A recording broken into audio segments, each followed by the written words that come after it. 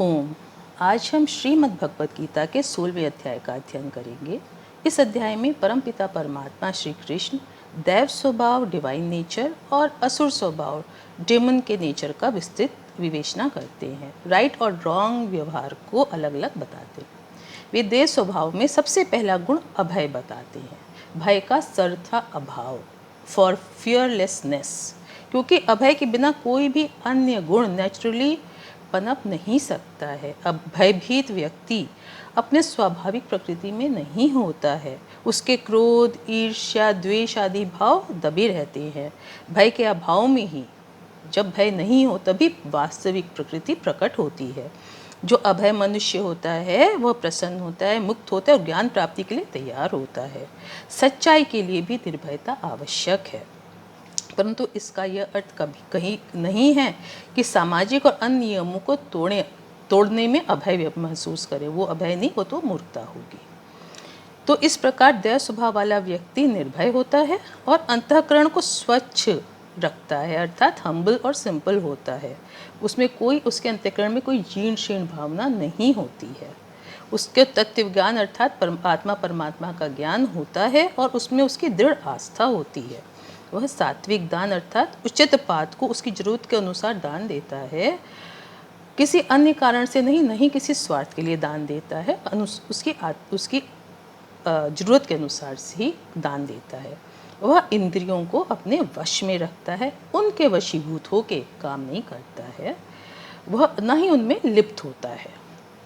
वह यज्ञ पूजा आदि करता है, स्वाध्याय आध्यात्मिक विषयों का अध्ययन पठन पाठन करता है, तप अर्थात स्वधर्म पालन कर्तव्य पालन के लिए परिश्रम करता है और सरल स्वभाव का व्यक्ति होता है। दया स्वभाव वाला व्यक्ति मन, वाणी और शरीर से किसी को कष्ट नहीं देता है। वह अहिंसा का पालन करता है, सत्य और प्रिय बोलता है। वह किसी पर भी क्रोध नहीं करता है, शांत स्वभाव का होता है। वह किसी की निंदा नहीं करता है, बैक बाइटिंग बुराई नहीं करता है, न ही किसी से शत्रु भाव रखता है। वह सबके प्रति दया भाव रखता है और सबके प्रति क्षमा भाव भी रखता है, क्षमा करता है। वह कोमल हृदय का होता है। वह तेज युक्त होता है और जो उसके संपर्क में आता है उसको भी वह श्रेष्ठ कर्म करने के लिए प्रवृत्त करता है। वह धैर्यवान होता है। वह अंतःकरण से, वह शरीर से भी शुद्ध होता है। वह शास्त्रानुसार आचरण करता है और गलत आचरण करने में उसे लज्जा होती है। उसके आचरण के लिए यदि उसे समाज से कीर्ति या आदर मिलता है तो वह अभिमानी नहीं होता है, अपितु विनम्र रहता है, क्योंकि अभिमान सारे अच्छे आचरणों को एक साथ ही समाप्त कर देता है। तो ये सब दैव स्वभाव वाले डिवाइन नेचर वाले व्यक्ति का विस्तार से वर्णन है, जो मुक्ति और निर्वाण को प्राप्त कराता है, उसका मार्ग है। फिर श्री कृष्ण अर्जुन को आसुरी स्वभाव वाले मनुष्य के लक्षण बताते हैं।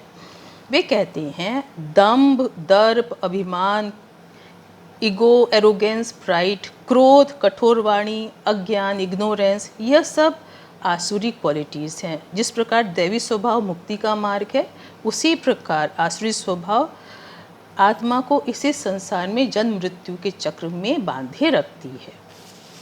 तो इस प्रकार वो कहते हैं कि जो आसुरी स्वभाव वाला व्यक्ति होता है वो अपने कर्तव्यों के प्रति भी अज्ञानी होता है। उसको सही और गलत कर्म का ज्ञान नहीं होता है और वह शरीर की शुद्धि भीतर और बाहर से नहीं करता है। नहीं उसका आचरण बिहेवियर ठीक होता है, अच्छा होता है, और वह सत्य भी नहीं बोलता है, ट्रुथफुलनेस को छोड़ देता है और असत्य का सहारा लेता है। वे परमात्मा की सत्ता को नहीं मानता है और संसार को आश्रय रहित और झूठा, असत्य, अनरियल मानता है। तो अगर हम संसार को मिथ्या या क्षणभंगुर कहें तो वो भी गलत है, क्योंकि संसार तो परम ब्रह्म ने, परमेश्वर ने स्वयं बनाया है। तो जो वो संसार को आश्रय रहित समझता है। अतः वो ये मानता है कि प्राणी जगत मेल फीमेल के संयोग से उत्पन्न हुए हैं और वो संसार को भोगों को भोगने के लिए ही मानता है। It has no cause other than lust, ऐसा मानता है। और वो उग्र स्वभाव वाला क्रूर व्यक्ति जो है वो सबका अहित करता है और जगत का नाश ही करता है, क्योंकि वो नहीं मानता है किसी की भी सत्ता को, और उसको प्रकृति से या औरों से कोई प्रेम नहीं होता है। और फिर इस प्रकार के झूठे सिद्धांतों को ग्रहण करके वो व्यक्ति अनेकों चिंताओं से घिरा रहता है, क्योंकि वह मृत्यु के बाद पुनः जन्म वाले आत्मा के स्वरूप को नहीं जानता है। वह मृत्यु को ही अंत मानता है तथा कर्म के सिद्धांत को भी नहीं मानता है। अतः वह सैकड़ों कामनाओं से, डिज़ायर से घिरा रहता है कि मेरे को ये मिल जाए, वो मिल जाए। काम क्रोध में लिप्त रहता है, अन्यायपूर्वक धन संचय करता है जिससे अपनी कामनाओं को पूर्ण कर सके। वह सोचता है कि मैं बलवान होकर अपने शत्रु को जीत के ऐश्वर्य युक्त सुखी जीवन प्राप्त करूंगा। वह मानता है कि मैं यज्ञ करूंगा, दान दूंगा तो मैं और ज़्यादा धनवान, बड़े कुटुंब वाला, सुखी हो जाऊंगा और ऐश्वर्य भोगूंगा। इस प्रकार वह अज्ञान से मोहित रहता है। इस प्रकार का भ्रमित, कंफ्यूज्ड होकर वह अपनी इच्छाओं, कामनाओं और वासनाओं की प्राप्ति के लिए प्राप्ति को ही जीवन का लक्ष्य मानता है, और इसके लिए वो यज्ञ करता है, जिस पर वह यज्ञ शास्त्र की विधि के अनुकूल होता है, अनुकूल नहीं होता है, उससे रहित होता है। तो वह दंभ, मान और मद से युक्त होकर यज्ञ करता है। मतलब वो प्राइड से, एरोगेंस से, ईगो से युक्त होकर यज्ञ करता है, समर्पण भाव से नहीं। तो उसका यज्ञ भी सफल नहीं होता है। वो क्रोध व दूसरों की निंदा करने वाला, शरीर में स्थित परमात्मा का अंश आत्मा से भी द्वेष रखता है। अपने और दूसरों के शरीर में स्थित आत्मा को से भी द्वेष भाव रखता है, उसको नहीं मानता है। वह पापी, क्रूर और अशांत मन का होता है। श्री कृष्ण कहते हैं, ऐसे मनुष्य को मैं असुर योनि में, नीची योनि में भी डालता हूँ। इस प्रकार असुर स्वभाव वाले व्यक्ति का वर्णन श्री कृष्ण करते हैं। फिर श्री कृष्ण कहते हैं, काम, क्रोध और लोभ, लस्ट, एंगर एंड ग्रीड, ये नरक के द्वार हैं। ये तीनों ही मनुष्य को सतमार्ग से गलत रास्ते की ओर जाने के लिए प्रेरित करते हैं।